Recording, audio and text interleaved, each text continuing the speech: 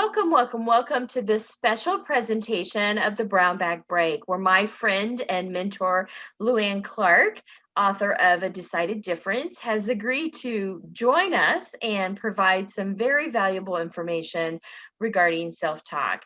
And I love the subtitle of her book, The Secret to Positive Change.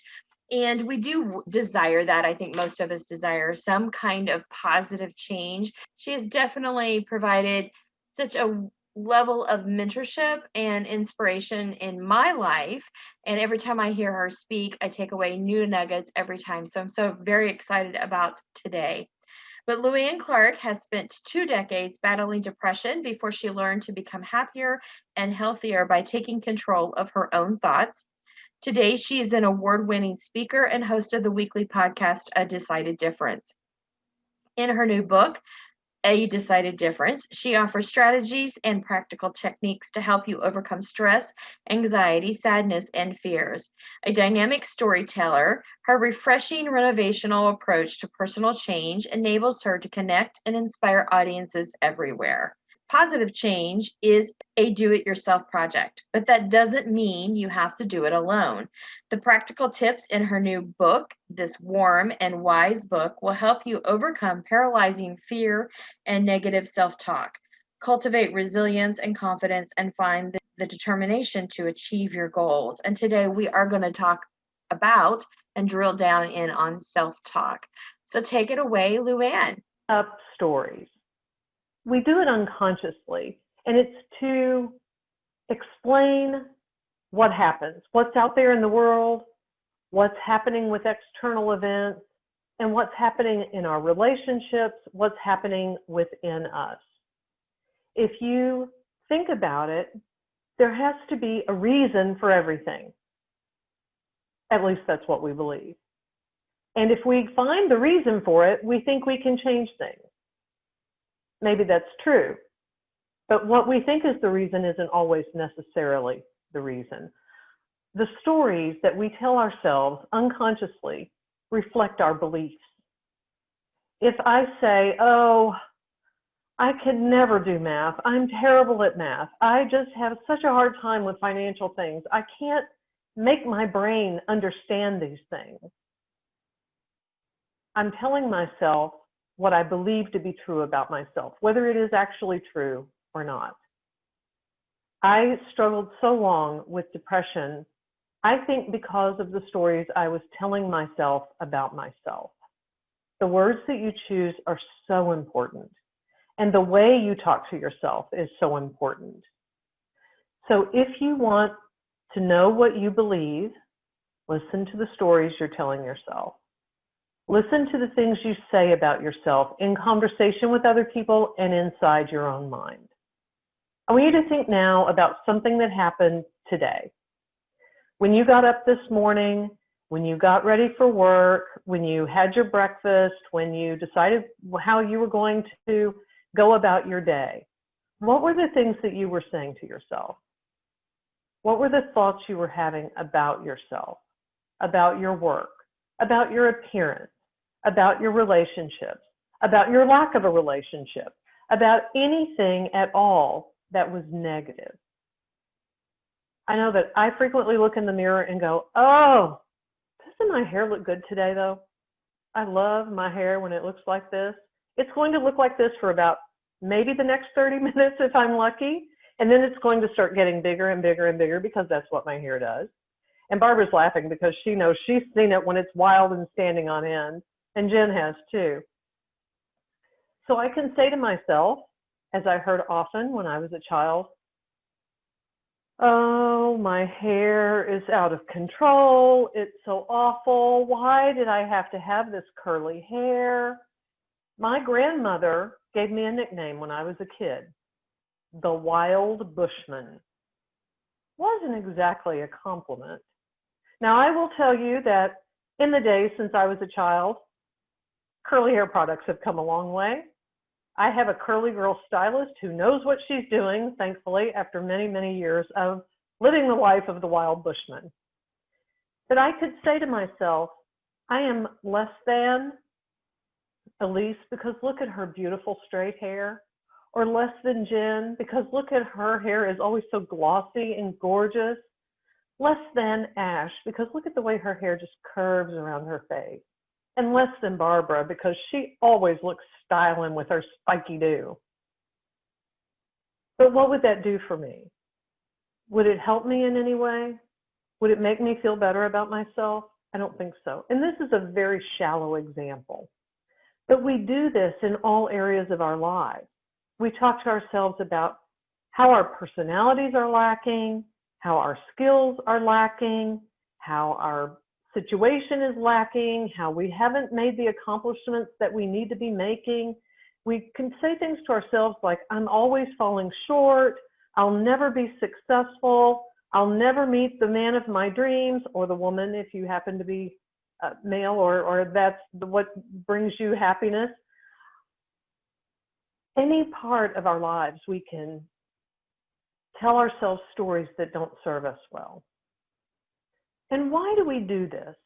Partly it's because we've been told things when we were growing up or when we were first starting out in our careers or whatever. We take the input that other people give us, such as, you look like a wild bushman. My sister fared even worse than I did. She was the brilliant jughead because she had really a lot of book knowledge and was very accomplished in school, but she struggled with the common sense stuff a little bit. And imagine, if you will, how being called the brilliant jughead might have allowed her to develop her common sense. Do you think it helped her or hurt her? I think the answer is pretty obvious. So our stories that we tell ourselves reflect the beliefs that we have about ourselves, and a lot of those beliefs have come from the influences of other people. And we can choose to change those beliefs. One of the things that you might have heard me saying in that little example of how we talk to ourselves is that I always screw up, I always make mistakes, I'll never get this right. And I call those words always, never, ever, all of those types of words, all or nothing words. Because it isn't true that you always screw up. You manage to walk across the room to your computer and sit down without killing yourself. So watch what you say to yourself, because the words that you choose become your reality. And the problem with that is that you can feel negative about yourself all the time. But the beauty of that is that if you deliberately choose to talk to yourself in ways that are encouraging and complimentary and aspirational, then you can make positive change in your life. That's one of the things that I did when I came out of depression. I've told this story many times, but I never get tired of telling it because it still just is such a deeply moving story to me. When I was in therapy for depression, taking antidepressants, I had been with the same counselor for a number of years. I've been in marriage counseling with him, with my first husband, and done lots and lots of work with him.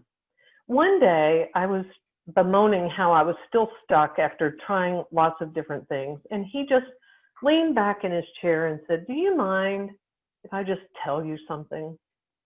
Please, what do you got? I'm ready for anything that might help."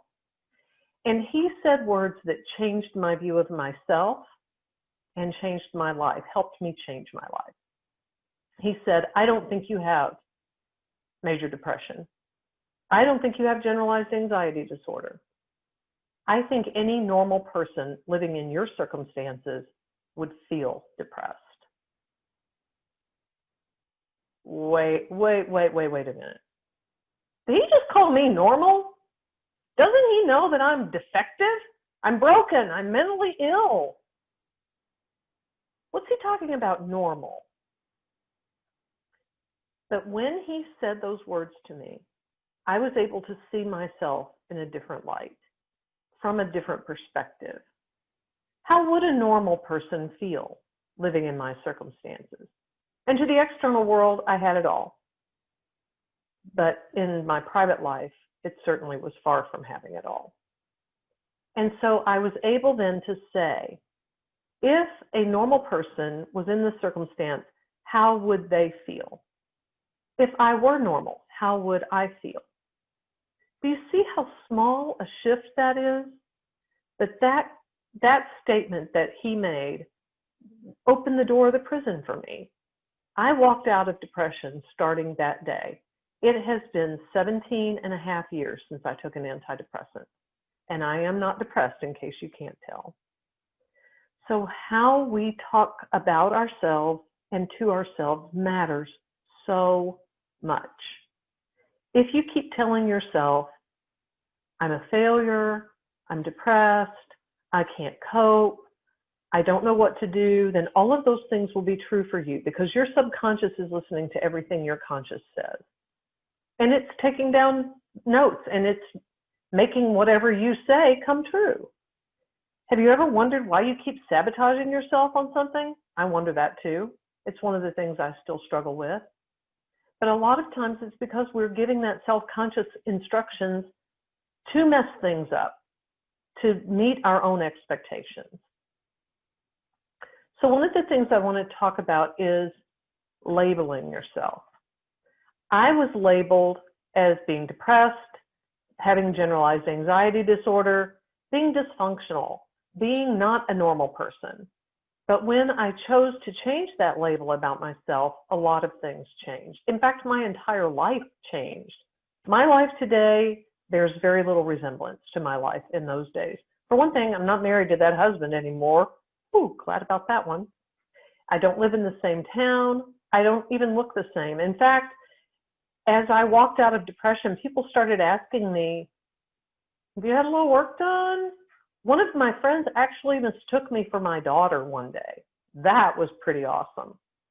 So don't underestimate the difference that changing your language can have. All right, wait a minute. Am I saying to just let yourself off the hook every time you mess up? No, I'm not saying that at all. But I'm saying to recognize that if you mess something up, that doesn't make you awful or a loser or a failure. It makes you a human being. One of my friends likes to say that failure is not a person, it's an event. If you fail at something, that doesn't mean that you are a failure. There's a difference between I am and I did. And that's a very important distinction. So you are not stupid. You are not a loser. You are not a failure. And one of the things that I do frequently with my friends, when I hear them say something like that, is to say, don't talk to my friend like that. How dare you talk about my friend that way? And they always stop. But you wouldn't say the things to someone else that you say to yourself. You would not choose to try to help someone change for the positive by telling them everything they're doing wrong. That doesn't work. If it doesn't work with other people, why would you think that it would work with yourself? I know. We do it because we're trying to be better people. But beating yourself up does not make you a better person. It makes you a beaten person. And when you feel beaten down, you are less likely to make positive change than you ever would be if you're feeling good about yourself, feeling strong, and feeling capable. Because believe me, you are capable. All of us are capable of change. And I truly believe it starts with changing the stories that we tell to ourselves. So when you choose discouraging language, you discourage yourself. Things like, are you depressed? Which is a state of being.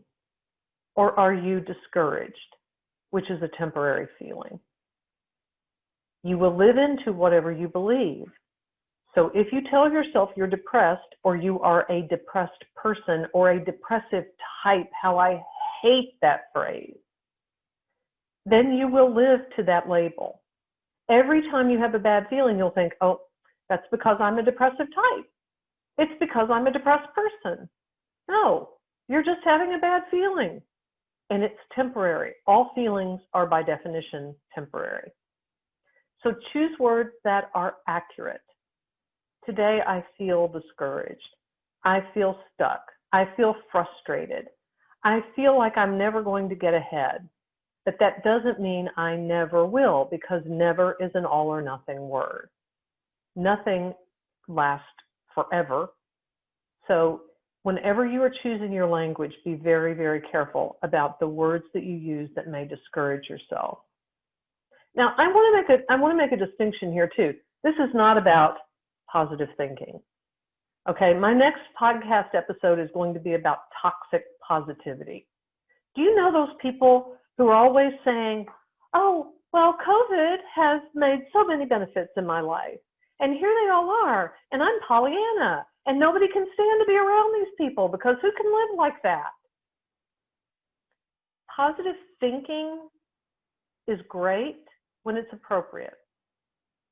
Positive thinking is great when you are encouraging yourself, when you're going after your goals, when you're learning something new, but there is a thin line between positive thinking and living in a fantasy world. And I don't encourage people to live in a fantasy world. I don't think straight up positive thinking, no matter what, is reasonable. I have a friend who lost a child recently, an adult child died. And there is nothing in the world that can make that a good experience. And you can say things like, oh, she's in a better place. Is that helpful? I don't think so. It may be a little temporary comfort, or ultimately maybe the ultimate comfort. But in the moment, he's grieving. And that is genuine and it's real. And if you don't go through it, if you deny it, then I think it comes back to bite you in future years. Because if you don't process those negative emotions, and we all have negative emotions, and what are they for? They are for acknowledging a loss, or they are for making change. So I don't believe in straight up positive thinking, never say a negative word, all of that kind of thing. I don't think that that's helpful. And I think it can make us feel worse about ourselves in the long run. I want you to be positive, but I want you to be realistic about it too. I want you to say things like, I'm frustrated, but if I just keep going, I'll get to where I want to go. Or I'm discouraged right now and I'm feeling down, but I know that after a good night's sleep, I'm going to feel better. Those are practical, specific things that you can do that will help you to feel better in the moment and also serve you as you go forward. Now I'm going to go into an area that's going to make everybody a little bit uncomfortable if I do it right. I want you to start giving yourself compliments. You did a really great job on that, Ashley. Elise, you're a great mom. Jen, you do fabulous things to serve your audience. Barbara, you have one of the kindest hearts I have ever encountered. How do you feel? Are you saying to yourself, that feels really good? And then is there a little bit of, oh, she doesn't really know the real me. She doesn't know how I messed up. There we go. I'm getting some reactions on that one. So what? I choose to see the good. I choose to see the good in others, and I choose to see the good in myself as much as I possibly can. Because I don't enjoy being beaten up. Nobody does. And I'm not lying to myself when I say, you did a good job with that. I've recently started saying about my podcast episodes, you know what, that was a really great episode. I am so proud of that one. Where when I first started with the podcast, it was, oh my goodness, I could have done better. I should have done better. And if you know me at all, you know that I call should the S word. There is no should. There's what you do, there's what you don't. You could do things, you would do things if you could, but there is no should. Even when we're talking about expectations, if I work hard, I should succeed. Not everyone who works hard succeeds. That's not realistic. So I think if you eliminate that word from your life, you'll really be a lot happier and a lot better off in the long run. All right, if you start giving yourself compliments, you're not going to turn into a conceited egomaniac that nobody can stand to be around. It's all okay. You might want to avoid giving yourself compliments out loud in front of people on a regular basis, but certainly do it inside, because those things, they're true. They are true about yourself. they are more true probably than the negative things that you say about yourself. And I really want you to make a practice of that. The other thing that I encourage people to do as much as I possibly can is to write things down. Write down the things that you're saying to yourself, that you're thinking about yourself, that you believe about yourself. Sometimes my hand knows things that my head does not know. I think your hand is directly connected to your heart. And writing it out on a computer is okay, but writing it out in longhand has some kind of magic in it. I don't know what that is. I attended a journaling workshop once with Barbara Stachura, and I wrote things down that I did not know were true. And I wrote down aspirations that I didn't know I had. And then within a year's time, I lived out those aspirations. Something that I didn't dream consciously that I would do. But my heart knew something was going on and something needed to happen. And so by listening to that through the form of writing things out in longhand, you can learn things about yourself that you know somewhere inside you, but they're not in your conscious mind.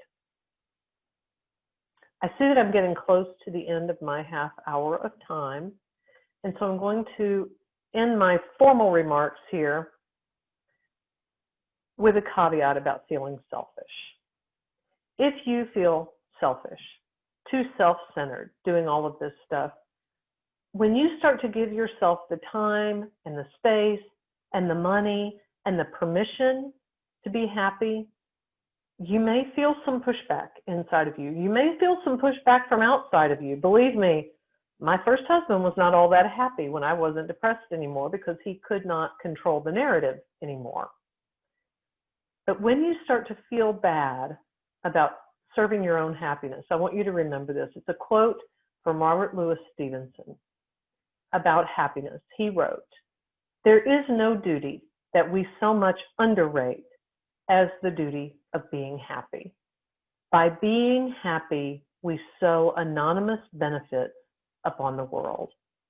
Happy people are smilers, they are givers, they brighten the days of the people that they come into contact with, and the benefits that happy people create pass from one person to another. When you are a happier person, the world is a happier place. And I really want you to hear that. Your being happy serves the world. It's not selfish. I'm going to unmute myself so that way I can actually talk. If you do have a question for LouAnn, you can go ahead and drop it into the chat. So that was that lovely quote. And I know that I may have accidentally cut off the very beginning of our recording. So hopefully that's not the case. But so Gen Quest, that's my business. What I do normally at the end of every brown bag break is just say what's next. Well, I am turning a big age this next week. Woo! I'm going to be 50. So I'm doing a little bit of a special for one of my programs, the Intentional Growth Club for Women VIP program. First month free or $50 off the annual enrollment that expires at the end of the month. I do have a workshop on November 12th that I'm calling my Work It Workshop, and this is really designed for solopreneurs, small businesses, if they just really need to get clear on three main things: time management, financial, as well as marketing planning. I know sometimes we have really good intentions to do our own business planning. This is an interactive workshop. This is you show up, you do the actual work, at least get you started on getting those plans in place for the next year. The women's conference is coming up. We did have it scheduled for October, but it's been rescheduled to January 21st, beginning of 2021. And LouAnn is presenting one of the workshops, How to Bounce Back When the World Knocks You Down. Her session's still, I'm going to be right at 9 a.m. So if you're interested at all and you're a woman, come to the women's conference sponsored by the Junior League. It is a jam-packed day full of value, and of course the value that you're going to get by being able to see LouAnn present for an entire hour is, of course, a big bonus. I'm going to be doing a workshop that afternoon, leading ourselves and others in times of change. And our next brown bag break is going to be on Thursday, November 19th. So if you find that this was very beneficial, this was my first time having a guest presenter. Episode 23, I had made it to, I think, or 24. I don't know how many that I had done by myself, but I loved having LouAnn as a guest presenter. And then just a simple thank you, open discussion time. So I'm going to go back to not sharing. And what questions do we have? You can open your mics. You can ask LouAnn. Normally, we don't typically record this piece, but I want to have all of this recorded for those people that are catching it after the fact. Any questions for LouAnn? Miss Barbara, go for it. I don't have a question. LouAnn and I have talked about this before, but there's lots of research out there that shows how the words we think and say over and over actually change pathways in our brain. And that's how LouAnn was able to move from being depressed or being a depressed person to not, because she changed her thoughts, because the little pathways in our brain, they react to everything we say and think. So it's really true that, like, you know, what we say is what we are. So I think that's a really important thing to know. Yes, the fancy word for it is neuroplasticity. Right. And it basically means that you can rewire your brain. There's a saying in brain science that neurons that fire together wire together. And when you think a certain thought over and over again, the neural pathway that is created by that thought, I don't think it physically grooves in, or maybe it doesn't form an actual groove, but it forms a circuit that is more easily activated because it's been activated so many times before. One of the things that we do when we're changing our self-talk is that we're changing our habits, how we go about talking to ourselves. And any kind of habit change is difficult at first. But as you do it more often, as it grooves in, it gets easier and easier. When I give talks in person, sometimes I show a project. I learned to crochet a few years ago. And I show a project that I did. It's a dishcloth, and it's sort of like an amoeba shape at the top, and then all of a sudden it turns into a perfect rectangle. And I always ask audiences, can you tell where I got the hang of it? And it took me 2 weeks to make that dishcloth. And then I show another one that is perfectly square that took me about 2 hours to make. And we all know that with practice in a physical skill. But it's also true with practice in a mental skill. The way you talk to yourself is habitual, and if you try to change it, at first it's going to feel really awkward. It's going to look like an amoeba, but after a little while you will groove into it, and you will be noticing more when you say something negative to yourself. And if you watch other people say things about themselves the way that I observe my friends, and say, don't talk to my friend that way, it will make you more aware of what you're saying to your own self. I can't tell you how many people have come back to me and said, I never thought about how I was talking to myself until you pointed it out. And because you would never talk about a friend that way. There's an all or nothing word, but you wouldn't. You wouldn't say those things. Sometimes in workshops, I'll have people write down the negative things that they say to themselves. And then I'll have them turn to the person to their right and say that to them, and they're horrified by the thought of saying those things out loud to someone else, but they say it to themselves all the time. It's not any different. You're not any different than anyone else. Hurtful words are hurtful words, whether they come from someone else or from yourself. So I think Barbara makes a very good point that it is about habit change, and it's about being deliberate about it at first until it becomes more of a good habit. Thank you, Barbara. That was a great point. I can offer one more comment. Years and years ago, I was married when I was very young, got divorced in 1977, and I didn't get remarried until 2003. And then that whole time I had relationships, and then I finally thought, oh, well, it must be me. I'm the only common denominator in all these relationships. And I was hanging out with this group of women, and I think they got tired of hearing me whining. And one of them said, she looked right at me and she said, well, I think it's time to give up what you think you know. And that was like, I call it the cosmic 2x4. And I did change my thinking about myself in relationships. Right after that, I met Ken, and now we've been married 17 years. So, you know, changing your thinking really does work. I believe Barbara might have written a book, something similar to that type, to the title of that, what she just said. Yeah. Many years ago. But I think that's so true, that how you show up in the world is informed by what you believe about yourself. So I'm going to tell a story on a friend of mine. She was working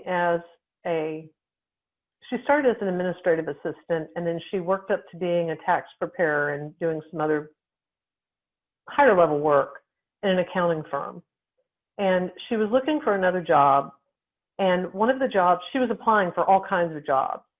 And I had been working with her, and she'd been working on herself all these years of trying to get her education, getting more education, feeling stronger, more confident in herself. She was in Toastmasters. She was doing all of these things.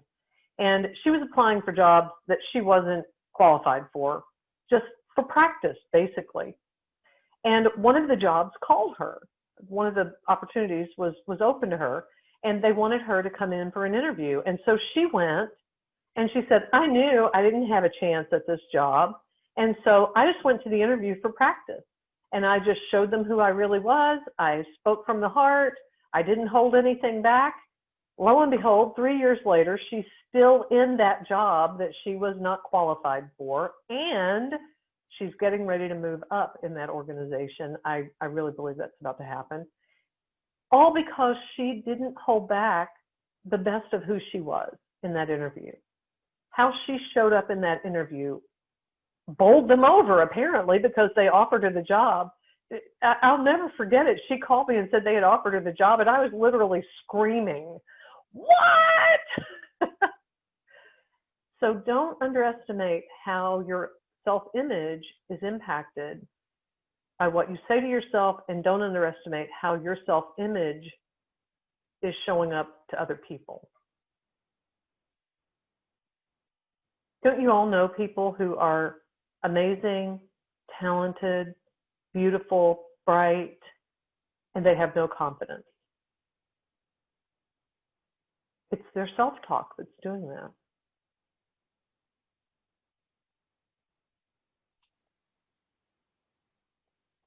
I love this topic.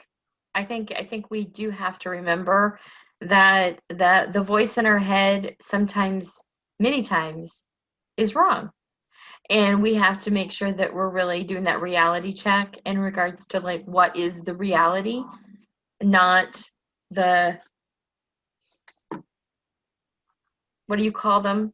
What is little Miss Goody Two Shoes? The inner critic, the internal dialogue, the mental soundtrack. Yes, the name for your inner critic. Yes, it could be our inner critic. It could be in my case, sometimes it's the second grade teacher that told me that I was not capable. It's for some people, it's the parent. Some people, it's just, maybe other experiences with friends or relatives or teachers. And I think so many times when we let those voices triumph over what we know to be the truth, then that's when we get in that little spiral of not wanting to believe that we're capable or worthy or entitled to being able to have a good life and view ourselves worthy of that. So, I think just about everyone has that internal critic. And it's not just that one, as you said, it's not just one voice. It's many voices that you've heard over the years. It's my grandmother calling me the wild bushman. It's my mother saying, I don't know, whatever my mother said. It's that coach or that teacher or that ex or that boss or whoever it is. And all of those little pieces, we take those little pieces and put them together into a voice that sounds like ours. And it is your voice, but it's not you, if that makes sense. Mm. One of the things that I've discovered recently is a type of therapy called internal family systems. And it's not really, it's an unfortunate name. It's not really about your family. It's about the internal parts that make up your personality. And the inner critic is a huge internal part, but it is only a part. It is not who you are. And I think it's good to remember that. And I think naming the inner critic is so powerful, because I can say, I hear you, Goody. I know you think I'm rambling. Thank you. Thank you for your input. I'll be back with you later. You don't have to listen, and even if you do hear it, you don't have to act on it. I was reading a book recently where one of the women who was in a workshop called her inner critic Blanche. Oh, Blanche is always weighing in on something. And I just think that it's so helpful to give that part of you a label so that you can say, okay, this is what that part of me does. And I have an inner part also that creates fear, that makes that, that feeling of that fear is coming up from your stomach and it's rising up through your chest and it's going to just shut you down. I call it the caveman. That's the caveman. He's always on the alert for things that are going on that might be a threat. And if I can say, you know what, it's okay. I don't have to be afraid of this. It's not a lion that's going to eat me. It's a presentation where people are going to be kind to me. I don't have to let that fear rule my life. And so any way that you can take an external perspective on your internal feelings, I think is helpful. How would another person looking at your situation react to it or respond to it or think about it? My counselor saying to me, I think any normal person would feel the way you're feeling, was, like Barbara said, is the cosmic 2x4. It was like being hit by lightning. It changed everything in an instant. Now, not everything changed in an instant. It took time, it took practice, it took courage, it took strength. But I knew at the bottom of who I was that I was an okay person and that I didn't have to feel the way that I was feeling.